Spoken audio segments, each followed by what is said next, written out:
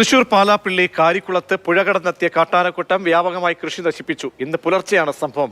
നിരവധി വാഴകളും തെങ്ങുകളും റബ്ബറും ആന നശിപ്പിച്ചു.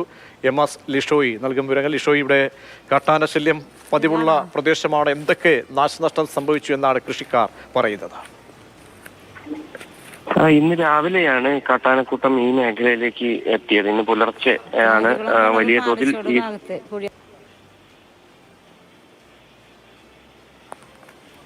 ലിഷോയി തുടരാം. ഇന്ന് പുലർച്ചെയാണ് ഈ സംഭവം ഉണ്ടായത്.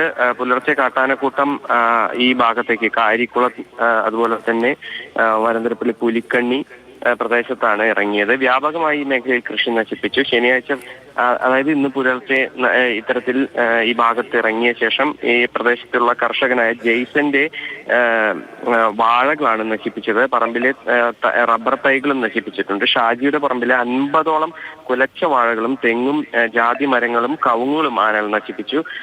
ഒത്തനാട് ഭാഗത്ത് റബ്ബർ തോട്ടത്തിലെത്തിയ ആനക്കൂട്ടം ആ പുഴ കടന്ന് പുഴയോരത്തുള്ള പറമ്പുകളിലും നാശനഷ്ടം ഉണ്ടാക്കിയിട്ടുണ്ട്.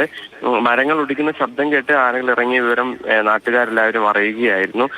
പക്ഷേ ആനകളെ ഓടിക്കാനായി ശ്രമിച്ചെങ്കിലും ആനകൾ പോയില്ല. പുലർച്ചെ വരെ പറമ്പുകളിൽ നിലയുറപ്പിച്ച ആനകൾ പിന്നീട് രാവിലെ ആയപ്പോൾ റോഡ് മുറിച്ചു കടന്ന് റബ്ബർ തോട്ടങ്ങളിലേക്ക് പോവുകയായിരുന്നു.